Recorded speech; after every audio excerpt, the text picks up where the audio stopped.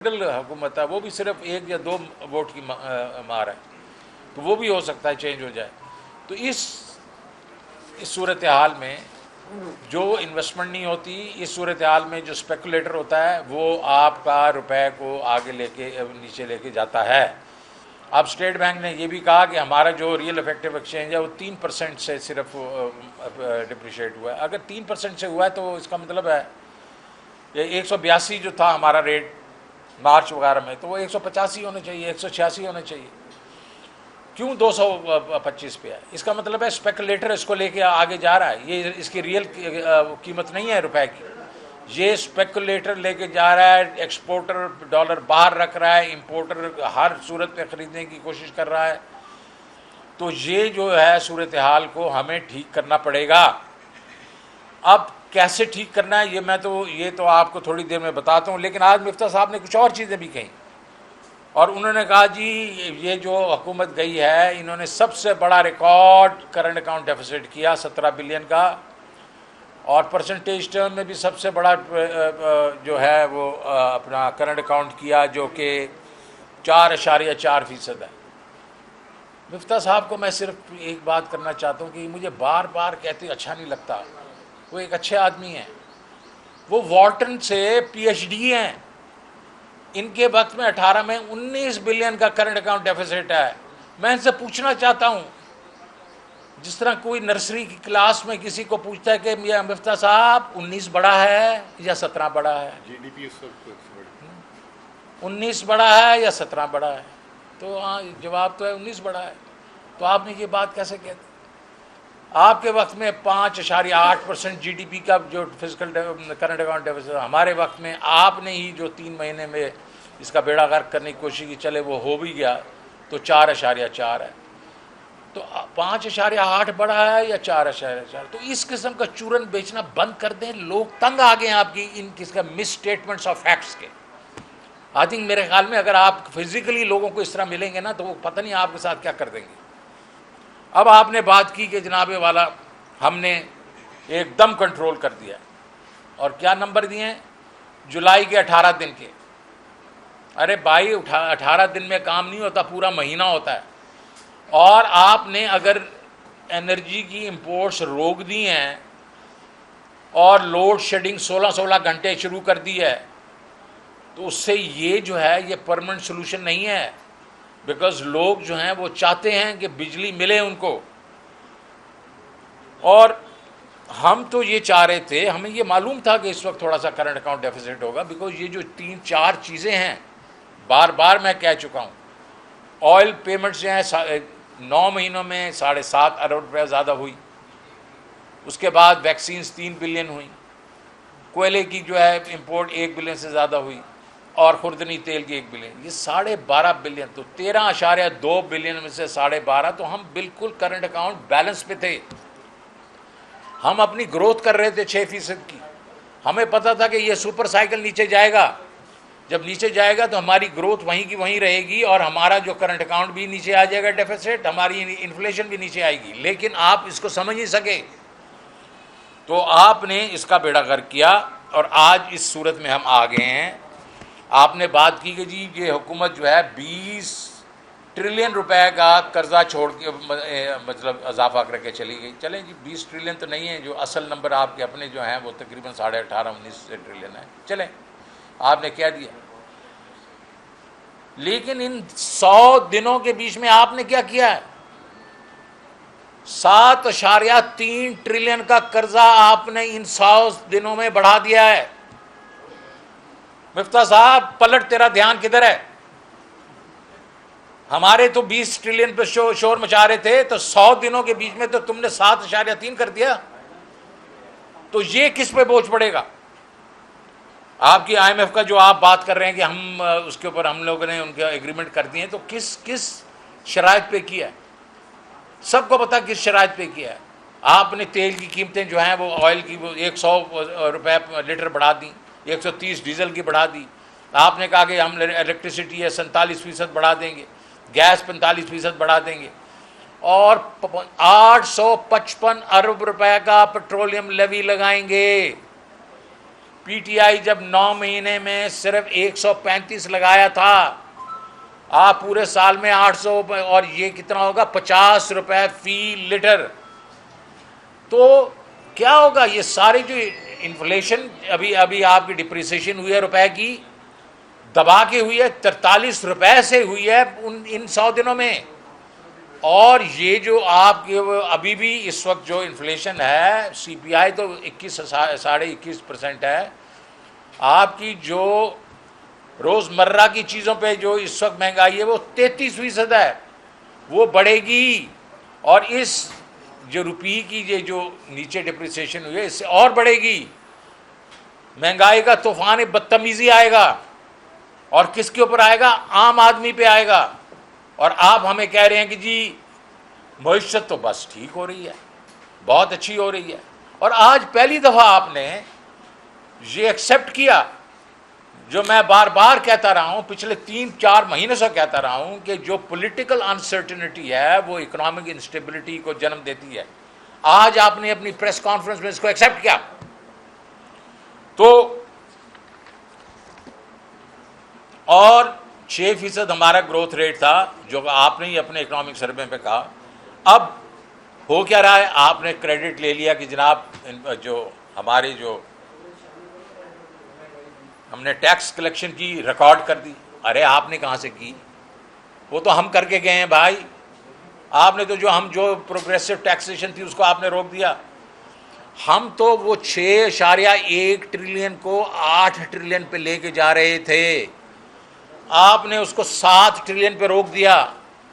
और जब आपको आईएमएफ ने लाठी मारी तो आपने 400-450 अरब रुपया टैक्स पे टैक्स लगा दिया। और जो 13 जो कॉरपोरेशन, वो एक इंडस्ट्री थी, उस पर सुपर टैक्स लगा दिया। तो 100-1000 ट्रिलियन आपने कम अभी इस साल का बजट रखा है, तो इसका क्रेडिट ना लें।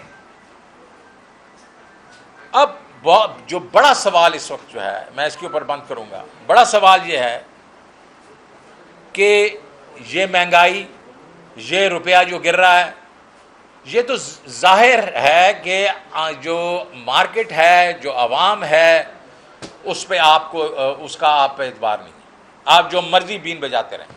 अभी आपने प्रेस कॉन्फ्रेंस की है और ये इतने इतने नंबर बताए हैं, और मार्केट जो है वो 222 जो कल था, आज वो 225 पे बंद हुई है इंटरबैंक। तो कोई आप पे एतबार नहीं कर रहा। ये क्या वजह है? वजह यह है कि आपकी क्रेडिबिलिटी ख़त्म हो गई है। और मैं सबको कहता हूँ, मैं जो हुकूमत में हैं और जो बाकी जो इदारे हैं, उनको कहता हूँ, एक ही इसका हल है। और इसका हल ये है, आप जनरल इलेक्शंस अनाउंस करें, एक क्रेडिबल इंटरिम गवर्नमेंट लेके आएँ, और इंटरिम गवर्नमेंट के साथ तो हम भी उनके साथ एक किस्म के ताउन करेंगे। और इस मुल्क को, इस जो इकोनॉमिक मैस है, पॉलिटिकल है और इकोनॉमिक दोनों, उससे हमें निकालना चाहिए। आप अच्छा जी, मैं एक दो बातें कर लीजिए। पहली बात तो ये कि जो अभी मिफ्ता इस्माइल साहब ने बोला कि 18 दिन की जो है दरामदाद सिर्फ 2.6 अरब डॉलर होगी, हमने दरामदाद कम कर दी है। पहले तो ये कि इस 18 दिन में छुट्टियाँ कितनी थी आपको भी पता है, 7 दिन की। बताएं, हमें हिसाब दें कि पिछले 2 दिन में इंपोर्ट कितनी हुई है। दूसरा, इन्होंने बरामदाद बिल्कुल छुपा दी। बरामदाद का बेड़ा गर्क हो गया इन 18 दिनों में, आप एक्सपोर्टर्स से पूछें। तीसरी चीज़ ये जो अभी 242 रुपये जो एक्सचेंज रेट हो गया, और 225 रुपये ये जो है ऑफिशियल एक्सचेंज रेट हो गया है। ये मुझे यकीन हो गया है, कल स्टेट बैंक ने ट्वीट की और सुबह मिफ्ता इस्माइल ने जो प्रेस कॉन्फ्रेंस की, उसमें इन्होंने कहीं नहीं बोला कि ये रुपये को हम नीचे लेकर आएंगे या ये फला चीज़ की वजह से हो गया। वो कह रहे हैं फेयरली वैल्यूड है। दुनिया में यूएस डॉलर बहुत मजबूत हो गया है, उसकी वजह से ये चीज़ हुई है। दुनिया में ये हो गया, वो हो गया है। तो आप ये भूल जाएं कि ये 225 से नीचे जाएगा, ये 225 से ऊपर जाएगा। तीसरी चीज़ उन्होंने कहा कि मुल्क में दरामदाद का क्राइसिस ख़त्म हो गया है। अगर दरामदाद का क्राइसिस ख़त्म हो गया है तो फिर इन्होंने 1-1 लाख डॉलर की एलसी पे, और कह रहे हैं कि 1 लाख डॉलर की एलसी की आप दरख्वास्त दें, 8 दिन लगेंगे, 8 दिन में हम अप्रूवल दे देंगे आपको। तो ये ऐसा दरामदाद का क्राइसिस ख़त्म हुआ कि बैंक्स में डॉलर नहीं है। तो ये तमाम चीज़ें जो इनके हिसाब किताब है, वो तमाम के तमाम जो है इन्होंने गलत दी है। महंगाई जो है, अभी इन्होंने बिजली के बिल का आज नोटिफिकेशन देना था, वो रोक दिया है। गैस के बिल का नोटिफिकेशन देना था, वो रोक दिया है। 35 से 40% इस मुल्क की महंगाई अलग जा रही है। और आज के जो इंटरनेशनल मुबस्सिर हैं उन्होंने ये कहा कि पाकिस्तान की बॉन्ड मार्केट ख़त्म हो गई है, अब पाकिस्तान का सिर्फ IMF है और IMF के अलावा कोई हल नहीं है और IMF की कोई टाइमलाइन नहीं है कि वो कब पैसे देने जा रही है। मैं और बिल्कुल आखिरी एक बात करूँगा, फिर मैं बिलाल को दे दूँगा। ये जो एक गलत फहमी बार बार चलती थी कि जी इंटरिम हुकूमत जो है IMF के साथ मामला नहीं चला सकती, ये स्टेटमेंट्स आ चुके हैं, स्टाफ लेवल एग्रीमेंट हो चुका है, क्योंकि अब ये अमल दरामद सही किया गलत किया जो इन्होंने उनके साथ तय किया, अमल दरामद जो है इंटरिम भी करा लेगी, कम अज़ कम उनकी क्रेडिबिलिटी तो होगी। ये इलेक्शंस के चक्कर में इन्होंने इस मुल्क का जो है बेड़ा गर्क कर दिया। बहुत बहुत शुक्रिया। हमने पेटिशन फाइल की है बल्दियाती इलेक्शंस को डिले कराने के लिए और बहाना बनाया है बारिशों का, बहाना बनाया है इख्तियारात का। जब हमारे सिंध के सदर अली जैदी साहब सुप्रीम कोर्ट गए थे और हमारा पहले दिन से ये है कि आर्टिकल 140A के तहत आप इख्तियारात दें, डिवैल्यूएशन ऑफ पावर करें। NFC की तो बात होती रहती है, पिछले 9 महीने में ही वफाकी हुकूमत ने सिंध को उसके टारगेट से ज़्यादा पैसा दिया, लेकिन 15 साल से PFC सिंध में नहीं हुआ।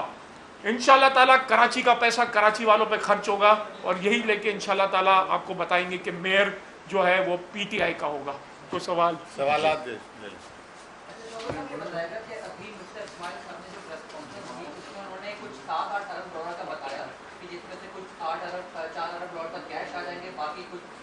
$10.2 अरब फिगर बढ़ गया वो।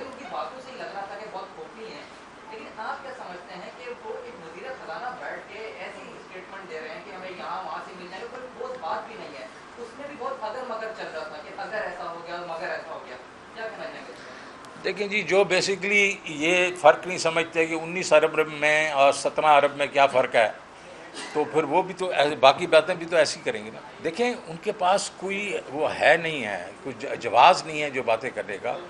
तो वो इस किस्म की अभी जो आप देखें ना, वो मम्बल कर रहे होते हैं, 2 बिलियन इधर से 1.5 बिलियन उधर, तो क्यों नहीं आया हमारे पास? ये तो हमारे दोस्त ममालिक हैं, सबको मालूम है कि IMF जो है वो अगस्त के एंड में पैसे देगा या सितंबर में पैसे देगा। और इस वक्त हमारे रुपए पे जो बोझ है वो इसलिए है कि स्टेट बैंक के पास इतने रिजर्व नहीं है कि वो अगर आप रिलीज़ करना शुरू कर दें तो कुछ दिनों में तो बिल्कुल डॉलर ख़त्म हो जाएंगे।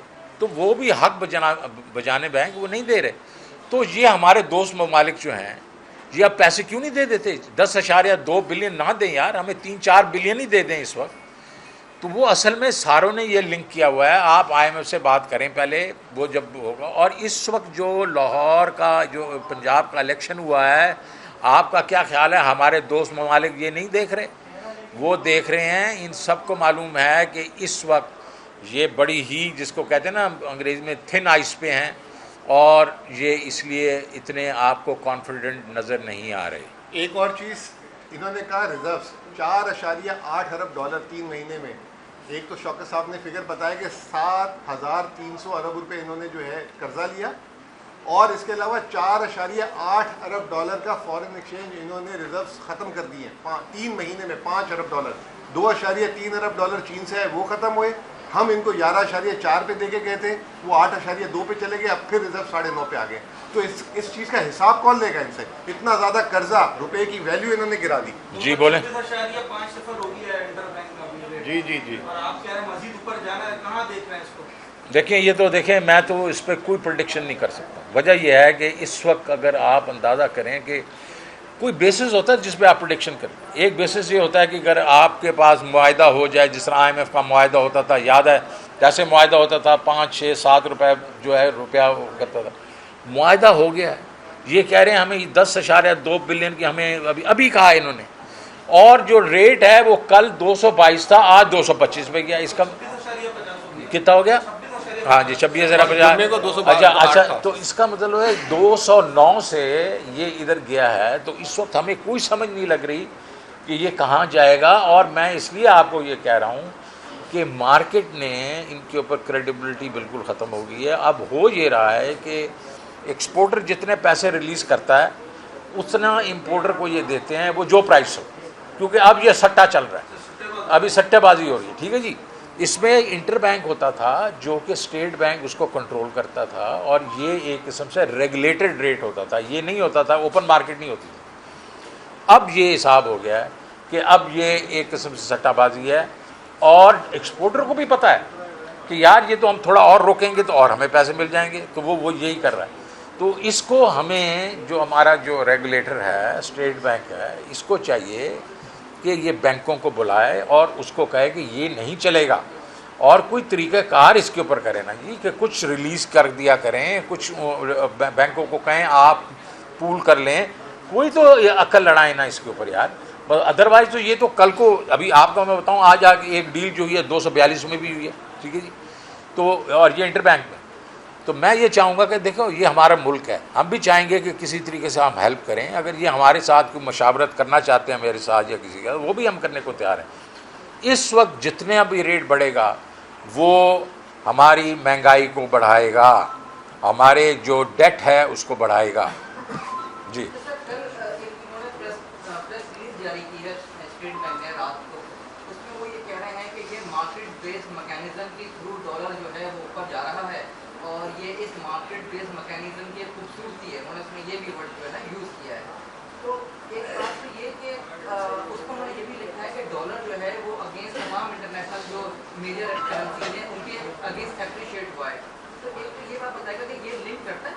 देखें अब मैं नहीं समझता कि स्टेट बैंक को पॉलिटिक्स खेलनी चाहिए, और स्टेट बैंक ने ये जो पॉलिटिकल स्टेटमेंट दिया है।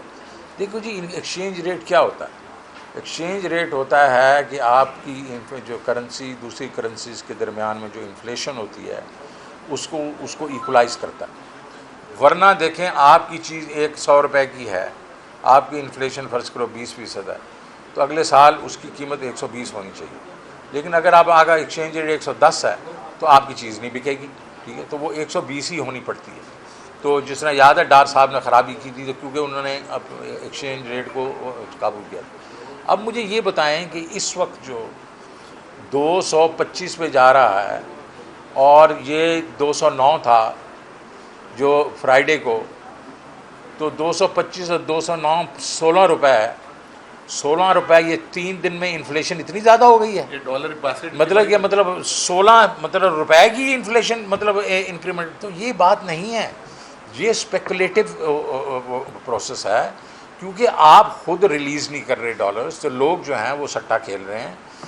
आपने खुद कहा कि रियल इफेक्टिव एक्सचेंज रेट जो है हमारा, जिस तरह इन्होंने दिसंबर की बात की, उससे 3% सिर्फ डिप्रिशिएट हुआ है करेंसी, और अब ये 40 ये मतलब 43 रुपये हो गया है। तो ये दरमियान में जो फ़र्क है, ये क्या हुआ, ये क्या है? ये इकोनॉमिक्स है, ये इकोनॉमिक्स नहीं है। और ठीक है, 12% लोगों ने ये कहा कि हमारा जो डॉलर है वो अप्रिशिएट हुआ था, अब वो डिप्रिशिएट करेंसीज के अगेंस्ट होना शुरू हो गया, उसका इम्पैक्ट तो वापस आना चाहिए ना। ये बात नहीं है, बात सिर्फ है कि पॉलिटिकल अनसर्टेनिटी है इस वक्त, और लोग ये कह रहे हैं कि ये पत्नी हुकूमत रहती है नहीं रहती, तो वो लोग जो हैं वो, और जब स्टेट बैंक बीच में नहीं आ रहा, स्टेट बैंक कह रहा है कि आप अपना खुद सेटलमेंट्स करें, तो वो सेटलमेंट्स हो रही हैं, वो तो सट्टाबाजी हो रही है, वो कोई इकोनॉमिक्स तो नहीं है ना जी। ये जो डॉलर इतना ऊपर जा रहा है, तो पेट्रोल की जो कमी है वो तो फिर आवाम तक नहीं पहुंच पाएगी। जो हमने कम किया वो हमने उतना ही गवा दिया, एक बात तो ये।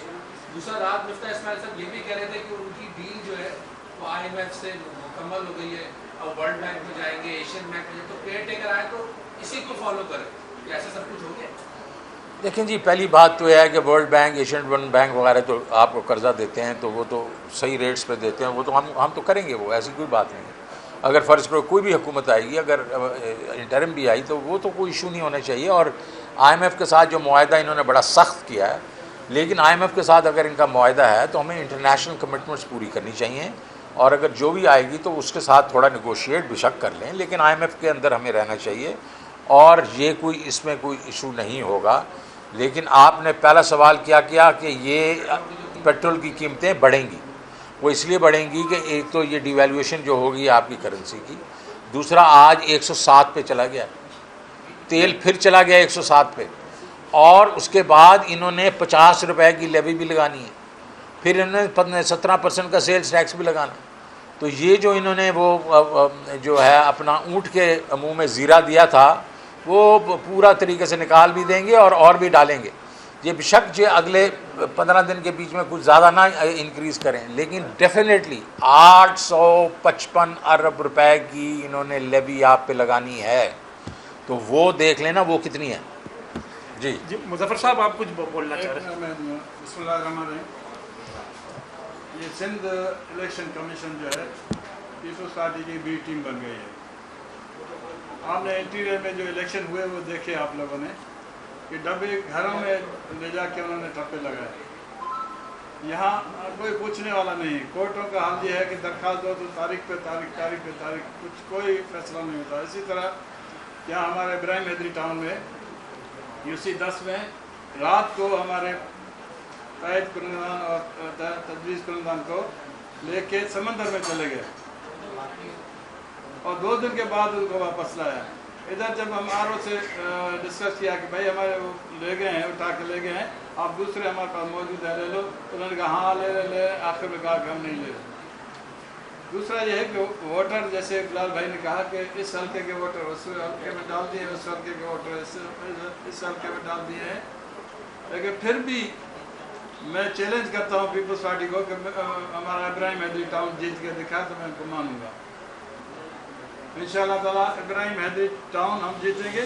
दूसरा ये है कि वहाँ इतने तक धांधली की है कि दो बंदों ने हमारे लेटर चुरा के अपने टिकट के लिए भी पीटीआई की टिकट हासिल करने के लिए वो लेटर जमा कराए। जब हमने ओरिजिनल लेटर दिखाया आर को तो ओरिजिनल लेटर उसने नहीं माने हमारे।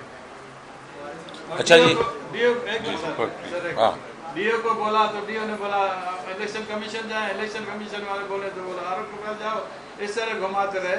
हमें तो पूरा यकीन है कि ये बी टीम है। और आखिरी जो बात ये है कि इन्होंने लिस्टें ली हैं पीपल्स पार्टी के कैंडिडेट से कि आपको कौन सा रिटर्निंग अफसर चाहिए। ये मैं एक सच बता रहा हूँ, आप सब मुझे जानते हैं, मैं कभी झूठ नहीं बोलता। और ये रिटर्निंग ऑफिसर जो उनके मनपसंद है वो वहाँ रखे जा रहे हैं। हमारी डिमांड ये है कि वहाँ इलाके के लोग ना हो, दूसरे इलाके के लोग वहाँ तैनात किए जाए। तो मैं समझूंगा कि फिर कुछ हम कर रहे हैं। फिर भी मैं चैलेंज करता हूँ कि मशीनरी गवर्नमेंट मशीनरी इस्तेमाल ना हो। मुझसे जीत के दिखाता हूँ तो मैं बहुत शुक्रिया जनाब, थैंक यू वेरी मच।